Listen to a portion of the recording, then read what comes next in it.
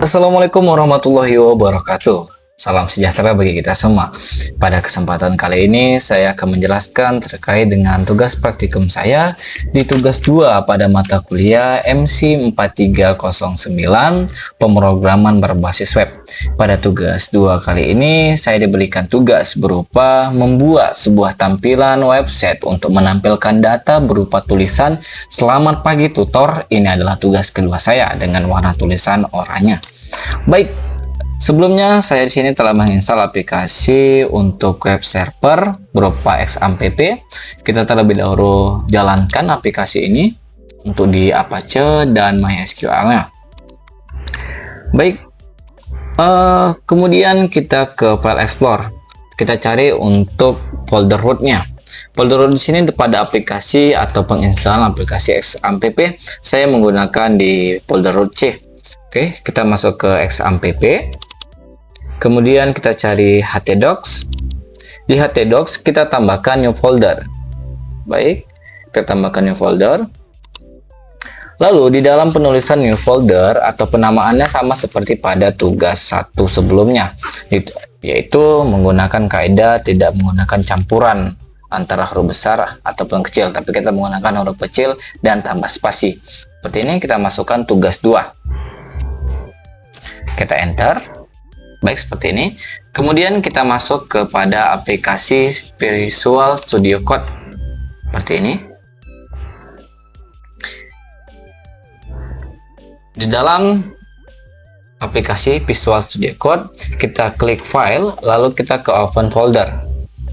Kemudian kita cari folder rootnya di folder C ini, lalu kita cari XAMPP, htdocs, dan tugas 2, lalu kita select folder. Baik, di dalam ini kita tambahkan new file berupa index.html. Kita enter. Oke, jadi tampilan seperti ini. Baik, sebelum kita melanjutkan kepada Vue.js-nya, sini saya akan menggunakan yang namanya aplikasi Bootstrap. Oke, ini dianya aplikasi yang pertama. Lalu kita ke doc pada halaman ini. Lalu kita pilih, kita sudah dapat di introduction-nya ya. Lalu kita cari yang nomor 2, include Bootstrap CSS dan JS. Oke, di sini ada untuk copy to clipboard, kita copy.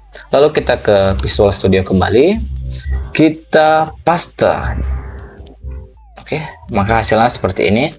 Jangan lupa ketika kita memasukkan script ataupun codingan, kita selagi masih dalam titik seperti ini, kita Ctrl S agar hasil codingan kita tersimpan.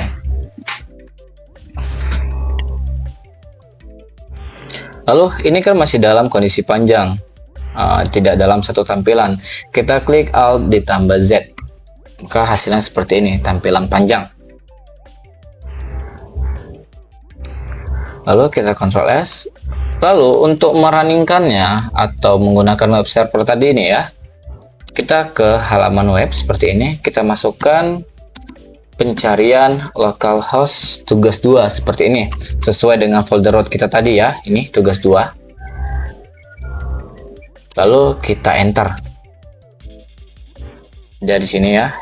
Oke, maka akan menampilkan hello world sesuai dengan kaidah ataupun penggunaan bahasa pada Bootstrap tadinya. Lalu kita install aplikasi kedua, itu Vue.js 2 sesuai dengan kaidah atau ketentuan pada tugas praktikum 2 kita kali ini. Klik yang paling pertama. Baru di sini ada di learn, kita cari dokumen. Kita klik dokumen, klik guide seperti ini. Oke. Ini tampilan introduction, lalu kita klik installation, kemudian kita pilih antara development version atau production version. Jadi kita di sini menggunakan production version. Oke, sudah terunduh seperti ini. Lalu kita cari file tadi, kita copy file view-min.js-nya ke folder root pada xampp-nya tadi ya. Kita masuk ke xampp, htdocs, lalu ke tugas 2 dan kita copy paste di sini.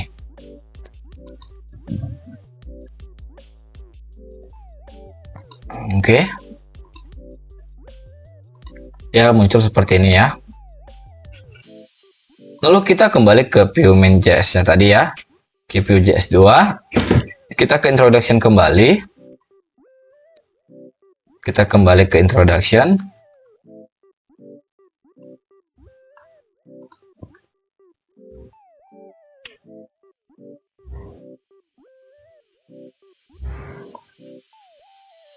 Lalu kita cari yang namanya declarative rendering.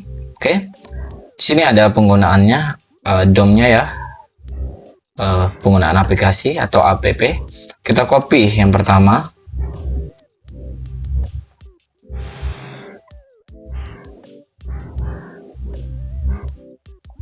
Oke. Sebelumnya kita masukkan kembali di sini, kita tautkan terlebih dahulu untuk view min.js-nya. Kita menggunakan kode SCR. Kita klik aja, lalu kita pilih script SCR ini ya. Lalu kita masukkan view min.js ini seperti ini. Oke, kita tinggal pilih, klik. Kalau kita biasa, Ctrl S ya. Jangan lupa.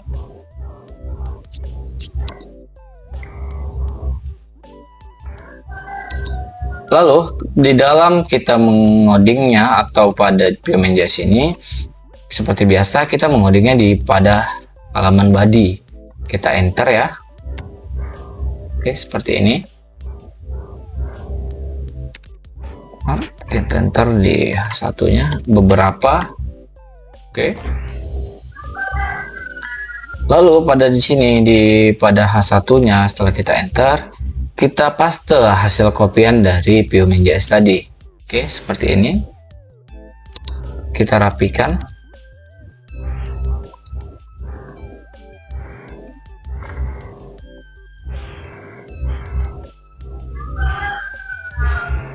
Lalu ini kita Ctrl X saja ya, kita pindahkan. Jadi kita hapus ya.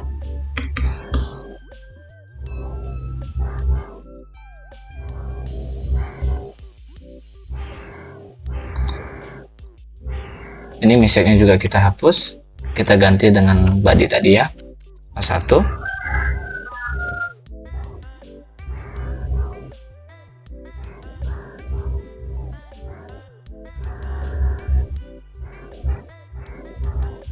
Oke, kita di sini pada aplikasi atau view min.js ini kita ngoding tidak pada body lagi, tetapi kita nanti ngoding pada app ini ya, pada app. Nah, setelah gitu sudah kita hapus tadi. Masukkan, lalu pada file kita tambahkan app.js.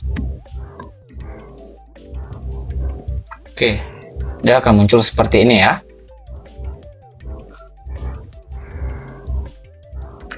Lalu kita kembali ke pada declarative renderingnya, kepada DOM-nya ini yang kedua kita copy ya. Kita paste di app.js-nya. Oke, tampilannya kan seperti ini. Ya. Lalu pada di ini kita tambahkan di sini script SCR lagi ya. SCR kita panggil dari app.js-nya. Jadi seperti ini, app.js. Oke, kita simpan terlebih dahulu. Kita ke app.js. Di message ini saya ganti untuk penamaannya menjadi pesan. Oke, pesannya sesuai dengan pada soal kita, yaitu selamat pagi tutor, ini adalah tugas kedua saya. Oke, kita masuk kembali ke sini.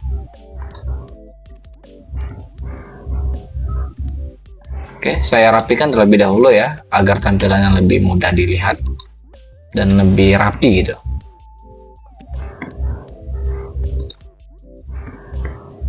Ini adalah tugas kedua saya. Oke. Lalu untuk kita run pada aplikasinya sesuai dengan pada ketentuan, kita ke halaman web, kita run terlebih dahulu ya. Ini kita oke, masih dalam kondisi yang sama ya. Oke. Udah. Di sini kita kan masih menggunakan seperti ini. Hello World-nya kita hapus. Udah. Kita tambahkan di sini 2 buah kurung kurawal. Oke. Dan dimasukkanlah di sini sesuai dengan pada sintak ini atau pada penggunaan DOM-nya, yaitu pesan. Kita masukkan pesan.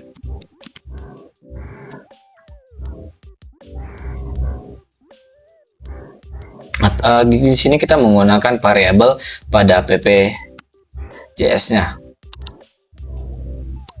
Oke, akan muncul seperti ini ya. Untuk tugasnya sudah berhasil atau sudah masuk. Lalu kita di sini untuk merubah warnanya, kita kembali ke ke Bootstrap-nya lagi ya. Kita cari di sini yang namanya color. Oke, di dalam color ini sudah tertera di sini apa aja. Untuk body itu menggunakan warna hitam, secondary untuk warna abu-abu, tertiary di sini kita menggunakan warna oranye. Warna oranye di sini menggunakan kode warning. Oke. Ya, seperti ini. Kita bisa masukkan juga di sini ya. Untuk colornya tadi. Oke, kita masukkan. Untuk kita di sini menggunakan teks yang berwarna. Oke, kita masukkan teks warning ya. Oke, kita Ctrl S. Kita kembali lagi kemari. Belum berubah ya. Ternyata ada yang salah penulisan di sini.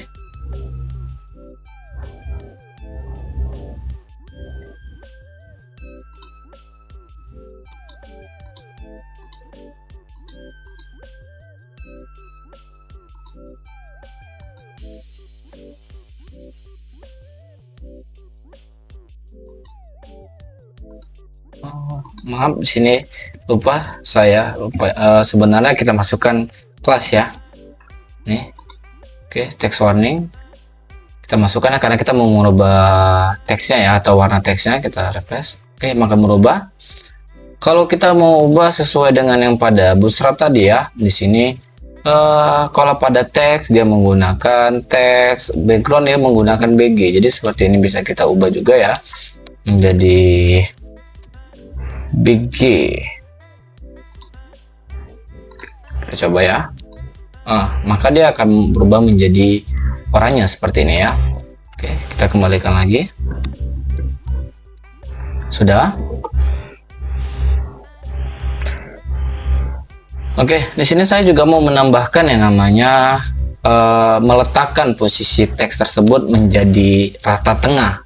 Itu kita masukkan text center. Oke, kita perbarui. Oke, dia maka jadi rata tengah seperti ini.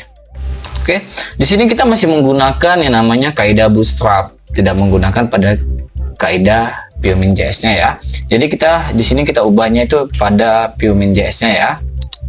Oke, kita tambahin di sini enter untuk pesan ataupun yang disampaikan pada web. Kemudian saya masukkan di sini warna pesan ya. Warna pesan. Warna pesannya menjadi text warning ya. Lalu saya tambahkan untuk letak pesan. Oke, di dalam penulisan variabel seperti ini tidak dibutuhkan yang namanya ketentuan. Tetapi selagi kita masukkan itu merupakan variabel yang mudah diingat. Jadi tidak asal kita masukkan. Jadi ketika kita panggil ke indeks, dia berhasil terpanggil sesuai dengan namanya. Letak pesan text center. Oke.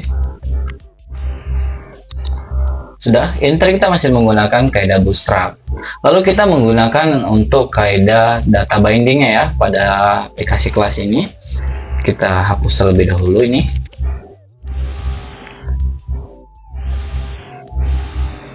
Nah, setelah H1 kita spasikan tanda 2.2, lalu kita klik kelas sama dengan akan muncul. Pertama dia agar menunjukkan datanya, kita masukkan ya dalam kotak seperti ini. Sudah. Yang pertama kita masukkan yaitu berupa warna pesan dan letak pesan.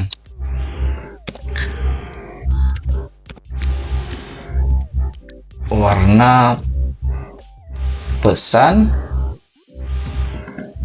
lalu kita menggunakan koma untuk memisahkan itu warna pesan dan letak pesan. Oke, kita coba.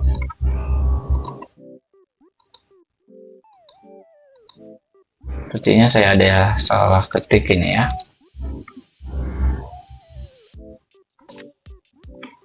Sesuai variabelnya ya.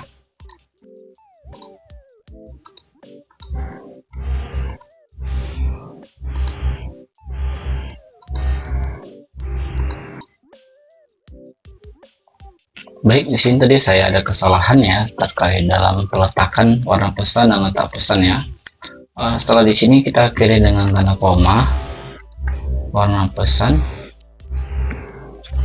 Oke, kita komakan lagi. Jadi untuk menambahkan variabel itu harus ada koma ya di akhirnya letak pesan.